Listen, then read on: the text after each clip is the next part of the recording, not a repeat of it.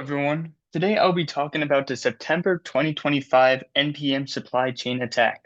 This was a major incident where hackers tricked a developer and managed to sneak harmful code into packages that millions of people use. So I'm going to go through and explain how this happened and the countermeasures that were used to resolve this issue. So first, what is NPM? So NPM stands for Node Package Manager, which is a tool that developers use to share and install code.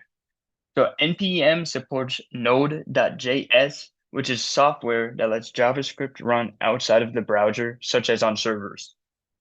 So because of its popularity, NPM gets over 2 billion downloads every week, which means that if something goes wrong with NPM, the effect of it would be huge and worldwide. So the maintainer of um, NPM is Kix, which is what the attack was targeted towards. It wasn't targeted towards a company, but rather a single open source maintainer. He's a respected developer who manages well-known packages such as Chalk and Debug, which a lot of programmers use. These are building blocks that lots of apps depend on. It's um, it's a trusted mechanic, but if someone compromises these packages, then everyone who relies on his work could be at risk. And in this case, developers trusted his updates without a second thought, which caused this entire attack to spread as quickly as it did. So how did this attack pull off? So the attackers sent a phishing email that looked like it came from NPM support, and this phishing email tricked Kix into giving up his password and his two-factor authentication code. And once the attackers had full access to his account, they uploaded new versions of his packages, except the versions that had malware hidden inside. And this goes to show that even a well-respected developer or even anyone in general, no matter how good they are in cybersecurity or whatever, they can still get tricked by phishing emails. So they should never be underestimated by anyone. So what did this malicious update do? So they weren't just simple harmless codes.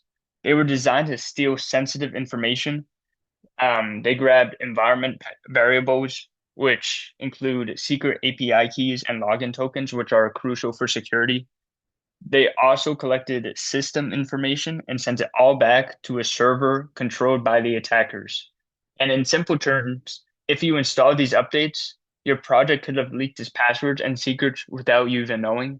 And by how large and the amount of number of people that buy and use NPM, it could have been catastrophic and worldwide. So the impact, so the impact was overall massive, as I just explained before. The compromised packages like Chalk and Debug are downloaded billions of times every week. So just from that, it goes to show the scale of how many people could have been affected by this. Um, Not just the US was affected, but every single country around the world, since almost a ton of programmers use packages like Chalk and Debug, and they were all exposed to the attack. And this wasn't just small individual projects that could have been affected by this, but big companies such as Microsoft and Airbnb and even Apple use these packages in their apps.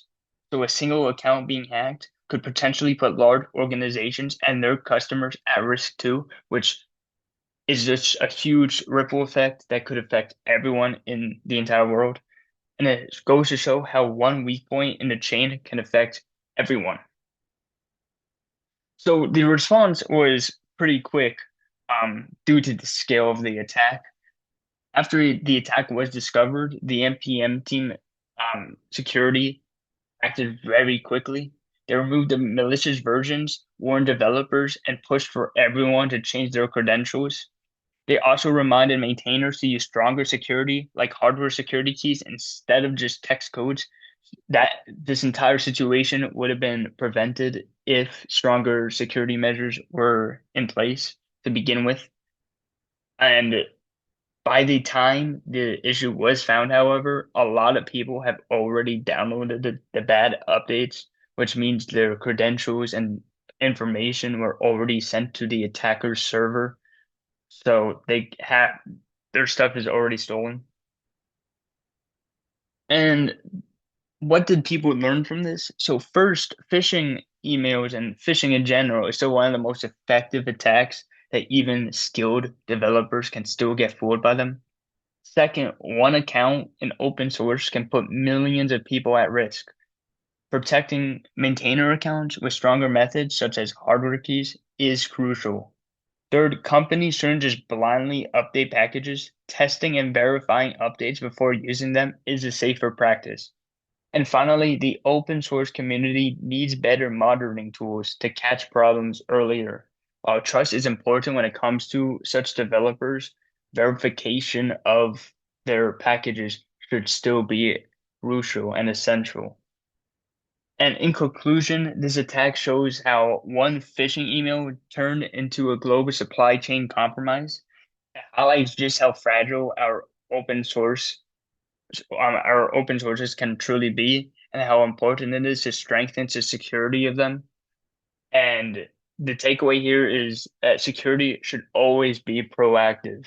It should always be proactive, so none of this would have happened in the first place.